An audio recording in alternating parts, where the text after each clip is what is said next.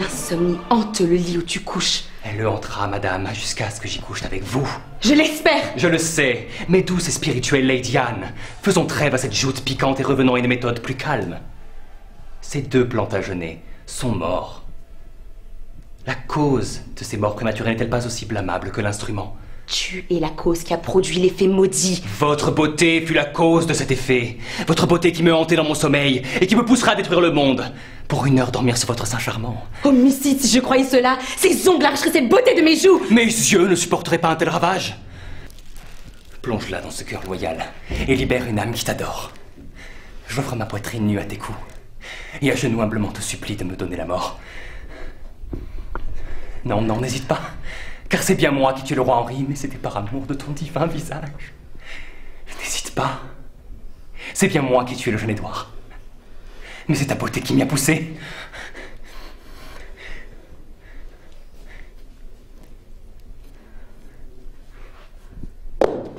Relève cette épée. Ou bien relève-moi. Hypocrite debout. Si je souhaite ta mort, je me refuse à être le bourreau. Alors dis-moi de me tuer, j'obéirai. Je te l'ai déjà dit. C'était dans ta fureur. Dis-le encore, et cette main qui détruisit ton amour, qui par amour de toi détruira plus tendre amour, tu seras de ce double meurtre la complice. J'aimerais connaître ton cœur. Mais il est à nu dans mes paroles. Si fausse que lui, j'en ai peur. Alors jamais un homme n'a dit vrai. Allons, remettez votre épée. Dites que vous me pardonnez. Tu le sauras plus tard. Puis-je vivre dans l'espérance? Tous les hommes, j'espère, y vivent.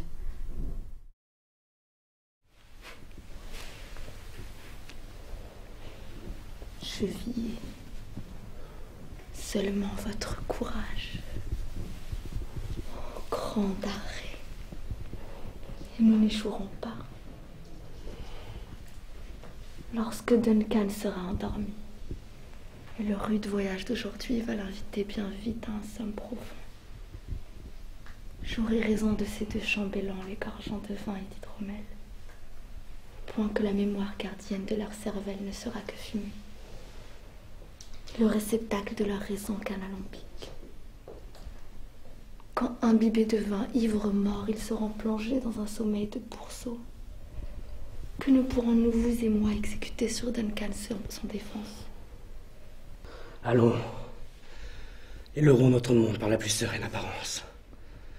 Un visage faux doit cacher ce que c'est un cœur faux.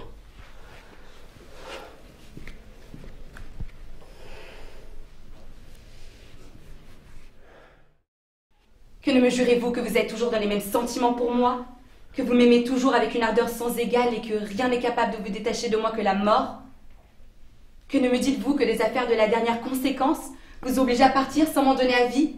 Et qu'il faut que malgré vous, vous demeuriez ici quelque temps, et que je n'ai qu'à m'en retourner d'où je viens, assurer que vous suivrez mes pas le plus tôt qu'il vous sera possible? Il est certain que vous brûlez de me rejoindre, et qu'éloigné de moi, vous souffrez ce que souffre un corps qui est séparé de son âme. Voilà comme il faut vous défendre et non pas être interdit comme vous êtes. Je vous avoue, madame, que je n'ai point le talent de dissimuler, et que je porte un cœur sincère. Je ne vous dirai point que je suis toujours dans les mêmes sentiments pour vous et que je brûle de vous rejoindre, puisqu'enfin il est assuré que je ne suis parti que pour vous fuir. Non point par des raisons que vous pouvez vous figurer, non, mais par un pur motif de conscience, et pour ne croire pas qu'avec vous davantage, je puisse vivre sans péché. Il m'est venu des scrupules, madame, et j'ai ouvert les yeux de l'âme sur ce que je faisais. J'ai fait réflexion que pour vous épouser, je vous ai dérobé à la clôture d'un couvent, que vous avez rompu des vœux qui vous engageaient d'autre part, mais que le ciel est fort jaloux de ces sortes de choses.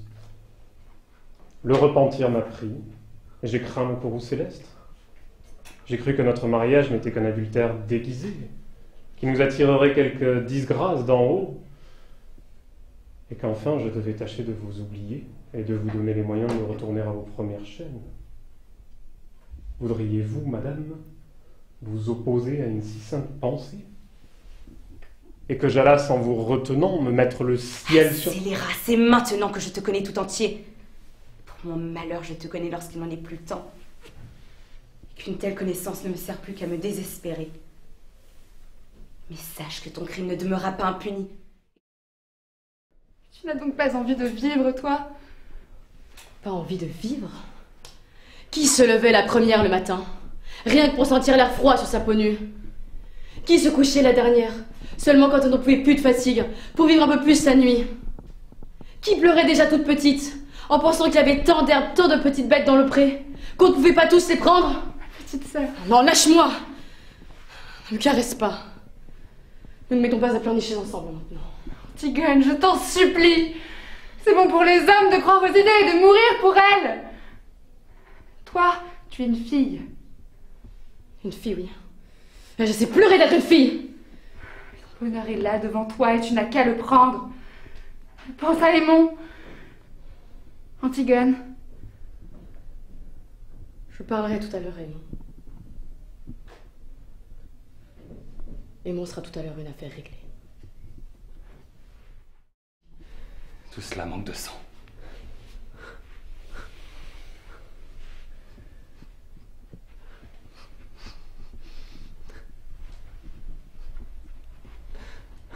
Le monstre. L'infect monstre. Tu as encore joué? Tu viens de jouer, hein? Et t'es content de toi? Il y a du vrai dans ce que tu dis, j'ai joué. Quel cœur ignoble et ensanglanté tu dois avoir. Comme tant de mal et de haine doivent te torturer. Tais-toi maintenant. Comme je te plains et comme je te hais. Tais-toi! Et quelle immortalité de la terre! La solitude! Et tu la connais, toi, la solitude? Celle des poètes et des hommes puissants! La solitude, mais laquelle? Tu ne sais pas que seul on ne l'est jamais? Et que partout le même point d'avenir et de passé nous accompagne? Ceux que l'on a tués sont avec nous. Et pour eux, ce serait encore facile. Mais ceux que l'on a aimés, ceux que l'on n'a pas aimés, mais qui nous ont aimés, les regrets, le désir, l'amertume, les putains et la clique des dieux, seuls! Ah, si du moins, au lieu de cette solitude empoisonnée de présence qu'est la mienne, je pouvais écouter la vraie, le silence et le tremblement d'un arbre. La solitude? Mais non, Scipion. Elle est peuplée de grincements de dents, et tout entière retentissante de bruit. Et près des femmes que je caresse la nuit quand... Quel est votre signé? Une crête de coq? Un coq sans crête pourvu que Cato soit ma poule. Je ne veux pas de vous pour mon coq, vous chantez trop comme un chapon. Allons, allons, ne montrez pas tant d'aigreur. C'est mon air habituel devant un cornichon. Il y a point de cornichons ici, renoncez donc à votre aigreur. Il y en a un. Il y en a un. Alors montrez-le-moi. Ah, si j'avais un miroir. Vous voulez dire que vous me montreriez mon visage? Pas mal deviné pour un si jeune gars. Par Saint-Georges, je suis décidément trop jeune pour vous. Pourtant, vous êtes bien plus flétri. Mais ce sont les soucis. Je ne m'en soucie guère. Allons, en vérité, vous ne vous échapperez pas ainsi. Laissez-moi, si je reste, je risque de vous exaspérer. Mais non, pas du tout. Moi, je t'ai attendu, Dieu le sait, dans les tourments et l'agonie. Et ne suis-je pas venu vous soulager? Non, par la Sainte Croix. Et tu le sais! Tu es venu sur cette terre pour faire de la terre mon enfer. Un fardeau douloureux fut pour moi ta naissance. Maussade et hargneuse fut ton enfance. Terrible, désespérant, sauvage et furieux ton temps d'école. Ta jeunesse, hardie, effrontée, aventureuse. Ton âge, mûr, altier, fourbe et sanguinière. Plus calme, mais plus dangereux, caressant dans la haine. Peux-tu me citer une heure de bien-être que j'aurais goûté en ta compagnie? Un seul mot et je ne reparlerai jamais. Soit. Ou par un juste décret de Dieu, tu meurs dans cette guerre avant de la gagner. Ou de vieillesse et de chagrin, je meurs moi-même. Quoi qu'il n'en soit, je ne verrai plus ton visage. Et bien soit accablée sous ma malédiction, qu'au jour de la bataille, elle t'écrase sous un poids plus lourd que ton armure. Je prierai pour tes ennemis, à qui les âmes légères des enfants d'Édouard chuchoteront les mots de succès, de victoire. Sanglant tu es, sanglant sera ton sort. L'infamie de ta vie te suivra dans ta mort.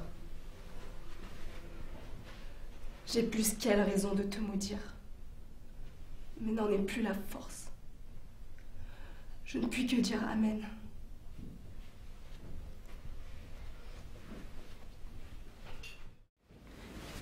Je veux aimer, mais je ne veux pas souffrir. Je veux aimer d'un amour éternel et faire des serments qui ne se violent pas. Voilà mon amant. Cet amant n'exclut pas les autres? Pour moi, du moins, il les exclura. Ne souriez pas, Perdican. Retournez à la vie, et tant que vous serez heureux, tant que vous aimerez comme on peut aimer sur la terre, oubliez votre sœur Camille. Mais s'il vous arrive jamais d'être oublié, ou d'oublier vous-même, si l'ange de l'espérance vous abandonne lorsque vous serez seul avec le vide dans le cœur, pensez à moi qui prierai pour vous. Tu es une orgueilleuse, prends garde à toi. Pourquoi? Tu as 18 ans et tu ne crois pas à l'amour? Y croyez-vous, vous qui parlez? Vous voilà courbé près de moi, avec des genoux qui se sont usés sur les tapis de vos maîtresses, et vous n'en savez plus le nom. Vous avez pleuré des larmes de joie et des larmes de désespoir, mais vous saviez que l'eau des sources est plus constante que vos larmes et qu'elle serait toujours là pour laver vos paupières gonflées. Vous faites votre métier de jeune homme, et vous souriez quand on vous parle de femme désolée. Vous ne pensez pas qu'on puisse mourir d'amour, vous qui vivez et qui avez aimé. Il me semble que vous devez cordialement mépriser les femmes qui vous prennent telles que vous êtes et qui chassent leur dernier amant pour vous attirer dans leurs bras avec les baisers d'un autre sur les lèvres. Je vous demandais tout à l'heure si vous aviez aimé. Vous m'avez répondu comme à un voyageur à qui l'on demandait s'il était allé en Italie ou en Allemagne et qui dirait « oui, j'y étais », puis qui penserait aller en Suisse ou dans le premier pays venu. Est-ce donc une monnaie que votre amour pour qu'il puisse passer ainsi de main en main jusqu'à la mort? Non. Ce n'est même pas une monnaie, car la plus mince pièce d'or vaut mieux que vous, et dans quelques mains qu'elle passe, elle garde son effigie. Dis-moi un peu, ne trouves-tu pas comme moi quelque chose du ciel, quelque effet du destin, dans l'aventure inopinée de notre connaissance? Oui. Et ne trouves-tu pas que cette action d'embrasser ma défense, sans me connaître, est tout à fait d'un honnête homme? Oui. Et que l'on ne peut en user plus généreusement. D'accord. Et qu'il fit tout cela de la meilleure grâce du monde. Ah, oui. Ne trouves-tu pas, Toinette, qu'il est bien fait de sa personne? Assurément. Que ses discours, comme ses actions ont quelque chose de... oh, de noble. Sans doute. Et que l'on ne peut rien entendre de plus passionné que tout ce qu'il me dit. Cela est sûr. Qu'il n'est rien de plus fâcheux que la contrainte où l'on me tient, qui bouge tout commerce au doux empressement de cette mutuelle ardeur que le ciel nous inspire. Vous avez raison. Dis-moi, Toinette, crois-tu qu'il m'aime autant qu'il me le dit? Ces choses-là sont parfois sujettes à caution. Les grimaces d'amour ressemblent fort à la vérité, j'ai moi-même connu de grands comédiens là-dessus. Ah, Toinette, que dis-tu là? Laisse de la façon qu'il parle, serait-il bien possible qu'il ne me dit pas vrai? En tout cas, vous serez bientôt éclairci. Sa volonté qu'il a de vous faire demander en mariage vous fera connaître s'il dit vrai ou non. Que vous songez pas à ce que vous dites. On dira ce qu'on voudra, mais je vous dis que je veux moi qu'elle exécute la parole que j'ai donnée. Non, je suis sûre qu'elle ne le fera pas. Je l'y forcerai bien. Elle ne le fera pas, vous dis-je. Elle le fera, ou je l'enverrai dans un couvent. Vous? Moi? Bon. Comment bon? Vous ne la mettrez pas dans un couvent. Je ne la mettrai pas dans un couvent. Non. Non. Non. Oh, vous c'est plaisant, je ne mettrai pas ma fille dans un couvent si je veux. Non, vous dis-je. Et qui m'en empêchera? Vous-même. Vous n'aurez pas ce cœur-là. Je l'aurai. Vous vous moquez. Je ne me moque point. La tendresse paternelle vous prendra. Elle ne me prendra point. Une petite larme ou deux. Des bras jetés au cou. Ah, mon petit papa mignon sera assez pour vous toucher. Ah, tout cela ne me fera rien. Bagatelle. Il ne faut pas dire bagatelle. Mon Dieu, monsieur, je vous connais, vous êtes bon naturellement. Oh, je ne suis point bon, et je suis méchant quand je veux. Et doucement, monsieur, vous ne songez point que vous êtes malade.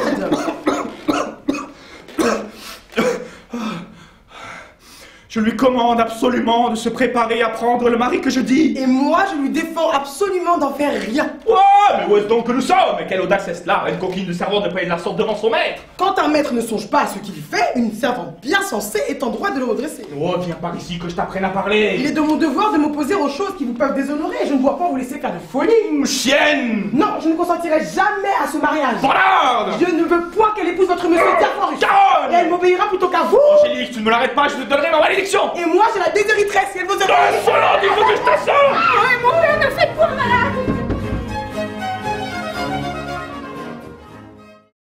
Vous avez tout de suite eu l'air d'un meuble transportable. Qu'est-ce à dire d'un meuble? Oui, d'une chaise percée. Tu as vu juste... Précise, bouge pas trop, parce que sinon tu vas venir à... Tu vois, oui, vous m'avez tout de suite eu l'air d'un meuble transportable, voilà. Qu'est-ce à dire d'un meuble? Tu vois, juste ça. Sinon, si tu fais ça... Et que tu bouges pendant tout le temps, en fait, envoie-le ton snipe, d'accord? Et puis une fois que c'est fait, juste la mort, c'est toi, sois prompt, parce que très vite elle va déborder du cadre, sinon. D'accord. Qu'est-ce que ça veut dire d'un meuble? C'est aussi tac au tac obligatoire de la scène. Ping-pong, ok. Pense ping-pong. Non, en fait, je me suis plantée. Ah, tu comprends? 1, 2, et hop, et boum! Ok, 3. 1, 2, 3. 1, 2, ok. Donnez-moi ça. Ok, vas-y, viens. Je jure que je vous le rendrai si vous Vous y recommencez. perdriez vos armes. Si vous frappez une femme, vous n'êtes pas gentilhomme. Mais si vous n'êtes pas gentilhomme, les armes vous manqueront. Non, seriez-vous un héros, Catherine? Alors, mettez-moi dans votre armorial. Voilà. Quel serait votre signet? Une crête de coq? Un coq sans crête pourvu que Cato soit ma poule. Monte ta force physique. Voilà, puis c'est plus rigolo, plus. Voilà. Plus majestueux. Vous êtes pourtant bien flétri. Oui, ce sont les soucis. Je ne m'en soucie guère. Allons, en vérité, vous ne m'échapperez pas ainsi. Lâchez-moi, je risque de vous exaspérer si je reste. Si tu veux jouer ça sincèrement, regarde, t'es comme ça, vas-y, prends. Et tu vois, mais lâchez-moi, tu vois, tu l'éviterais comme ça. Tu vas te montrer à ma caméra, tu peux même. Tu vois, jouer les corps jusqu'au bout. Je ne dois point vous laisser faire de folie. Oh, chienne! Non, je ne consentirai jamais à ce mariage. Je te donnerai ma malédiction. Garde le mouvement pour après. C'est de la menace, ouais, et ouvre bien, tu vois, parce que sinon, tu te mets dans l'âge, je vois plus Pénélope, je te vois plus. Ouais, ok. Et je vois même plus Ornella. Ouais.